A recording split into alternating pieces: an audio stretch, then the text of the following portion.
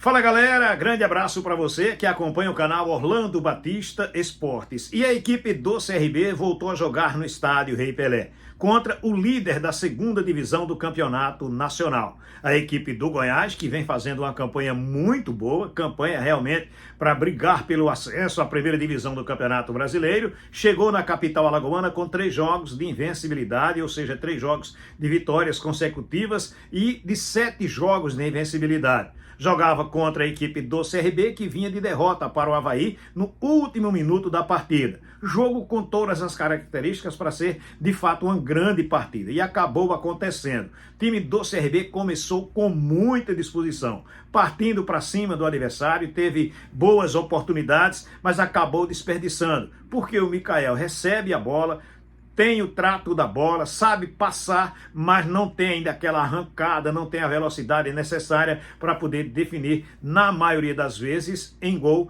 a jogada da equipe do Clube de Regatas Brasil. A equipe do Goiás, em determinado momento, equilibrou o jogo. O jogo ficou muito no setor de meio de campo, com os goleiros trabalhando pouco. Mas aos 33 minutos da primeira etapa, jogada construída pelo lado direito de ataque, o Everton chega, faz a batida, Mikael gira, tenta fazer o gol, não consegue. A bola bate no zagueiro, retorna ali para a chegada do Thiaguinho, que bate, desvia, mata o goleiro Tadeu da equipe do Goiás, morre no fundo do barbante. A equipe do CRB terminou o primeiro tempo vencendo pelo placar de 1-0.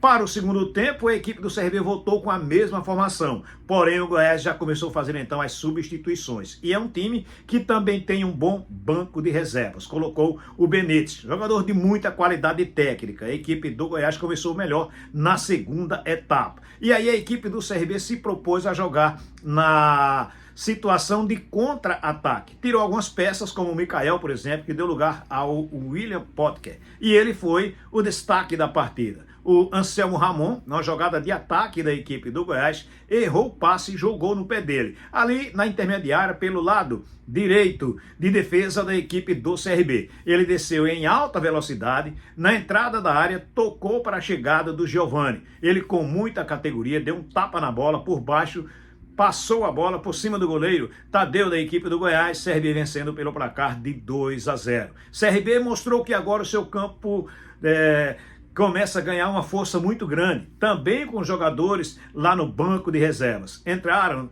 no decorrer da partida Giovani, que marcou o segundo gol, o William Potker, que foi quem deu a assistência, entrou também o jogador Dadá, o jogador que estava suspenso por conta de uma suposta manipulação de resultado, entrou também, mostrou condições, mostrou qualidade, enfim, foi uma equipe do CRB que fez também outras substituições e que o time não caiu de rendimento, pelo contrário, melhorou. A equipe do CRB agora está dentro do G4, porém a rodada ainda vai ter sequência e termina somente na próxima terça-feira. Após a partida, o técnico do time do CRB fez uma análise do que foi o jogo e a vitória regatiana.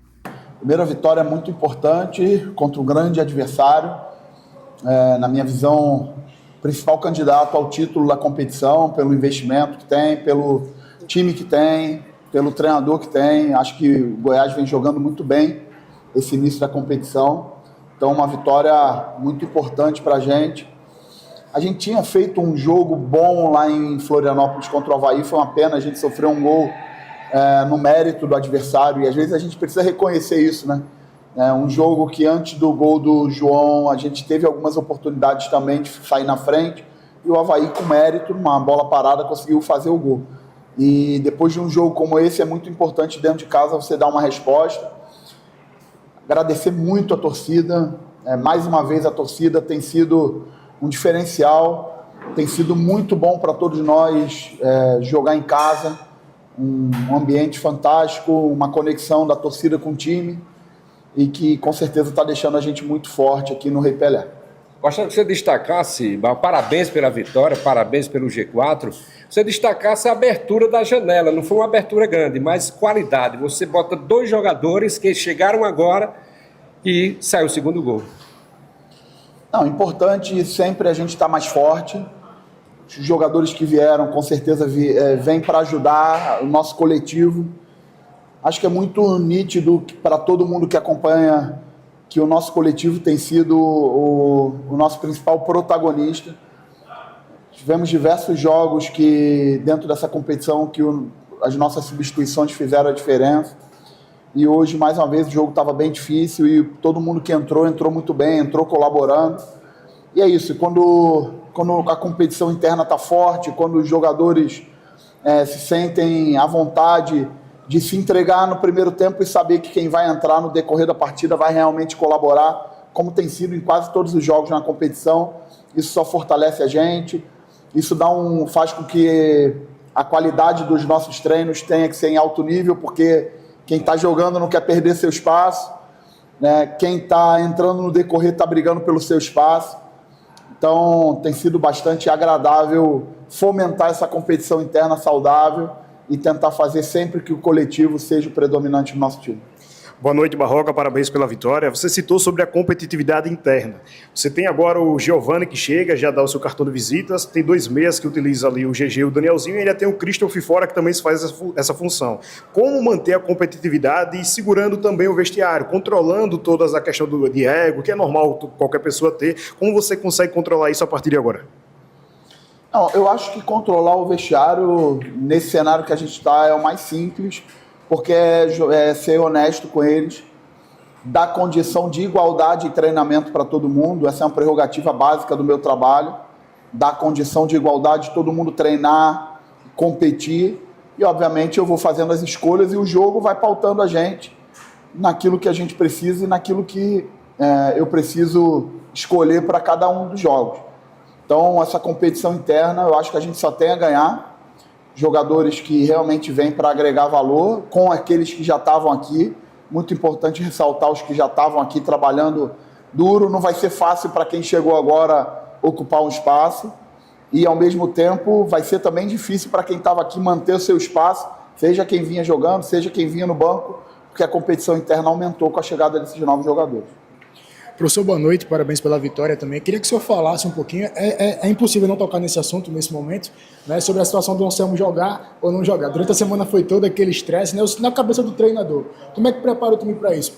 A todo momento o senhor pensou nessa possibilidade dele jogar e preparou o time para isso ou não? Pergunto isso porque olhando de cima, como imprensa, a gente percebe que o Anselmo teve uma atuação, alguns vão apontar apagada, mas olhando para o outro lado, ele foi anulado pela defesa do CRB. Né? Como é que foi essa preparação para enfrentar esse jogador que todo mundo sabe, conhece e sabe da importância e do peso também? O Anselmo é um jogador de altíssimo nível, a gente se preparou desde o início da semana para enfrentá-lo, desde o início imaginei que ele viria jogar e a gente sabia que precisava marcar ele com bastante atenção pela qualidade que ele tem, não só de definição, como de organização. O Anselmo é um 9 que muitas vezes desce para fazer os outros jogadores jogar. Então, acho que Henry e Segovia fizeram uma partida muito boa, conseguiram marcar muito bem. Anselmo, isso realmente foi determinante para a nossa vitória hoje. Barroca, ainda falando com relação a posições de jogadores, é tanto que a direção te dá um lateral esquerdo, está aí o Léo Campos, mas você continua, assim como também os treinadores, com o Matheus Ribeiro, que veio para a lateral direito, mas faz a esquerda e vai muito bem o Ribeiro. Para mim, o Matheus Ribeiro é o melhor lateral esquerdo da competição. Minha opinião pessoal, eu não tenho a menor dúvida. Matheus Ribeiro é regular, Matheus Ribeiro é consistente no nível de rendimento dele. Matheus Ribeiro tem jogado bem sempre. Difícil, durante essa Série B, Matheus Ribeiro ter feito uma partida no nível abaixo de 7,5. Tem sido consistente o campeonato todo. Tem sido um jogador extremamente importante para a gente.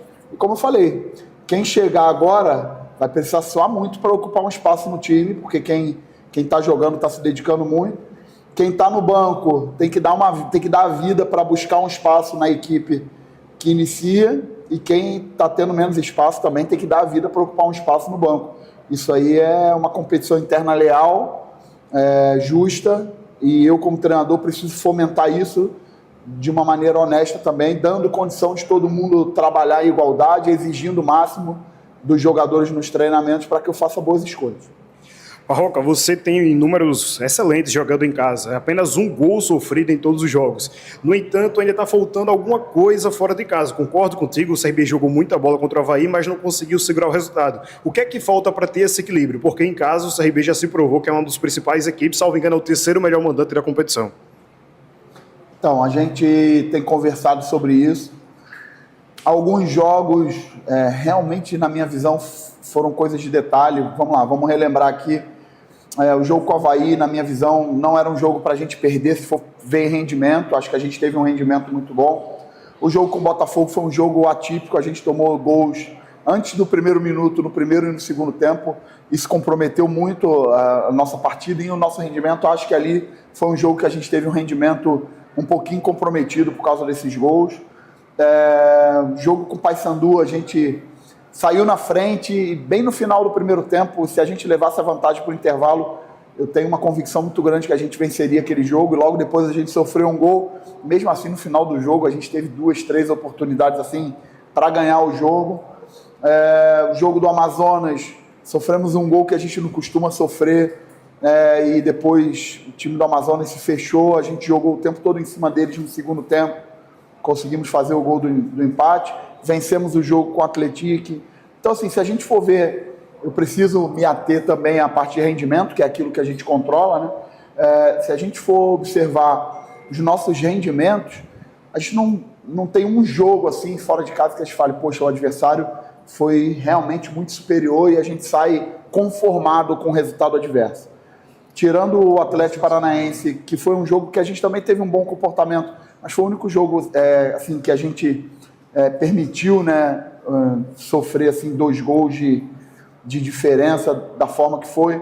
Eu acho que as outras partidas todas a gente teve bom comportamento e a competição está se desenhando muito parelha, definida nos detalhes.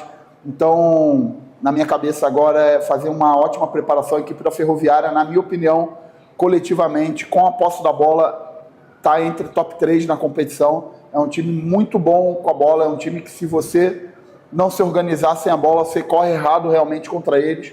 O Vinícius tem feito um trabalho muito bom coletivamente com a equipe deles e a gente vai precisar se preparar muito bem para jogar esse jogo. Professor, ainda falando sobre a Ferroviária, né? A CRB chega lá buscando realmente essa segunda vitória fora de casa, e o senhor acaba perdendo o Danielzinho pelo 3º cartão amarelo, né? Tá fora do jogo, não joga contra a Ferroviária. Esse tic-tac entre GG e Danielzinho vem fazendo a diferença nesse meio campo do CRB, né? Como é que vai ser essa semana de preparação? O senhor vai dar uma oportunidade, por exemplo? Eu sei que talvez seja difícil já do senhor dizer isso, mas Giovani entrou, fez gol e tal. O CRB tem outras opções também. Como é que vai ser esse meio campo, já visando a Ferroviária? Pelo que o senhor falou coletivamente, o senhor vai manter essa presença de 2 homens atacando ou vai buscar ser um time mais reativo? Assim? Giovani, para esse jogo de hoje, não tinha condição de fazer um volume grande, porque Giovani estava um tempo sem treinar na intensidade necessária lá no Paysandu. E conheço muito bem um jogador que já dirigi ele em outros clubes, mais de um clube.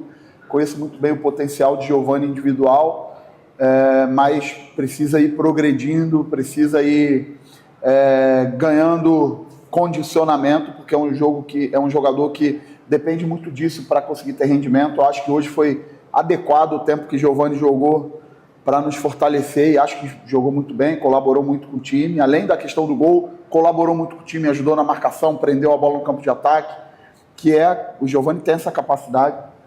Vamos dar uma olhada durante a semana, a competição interna está aberta, o espaço está aberto, todo mundo está apto a ocupar esse espaço.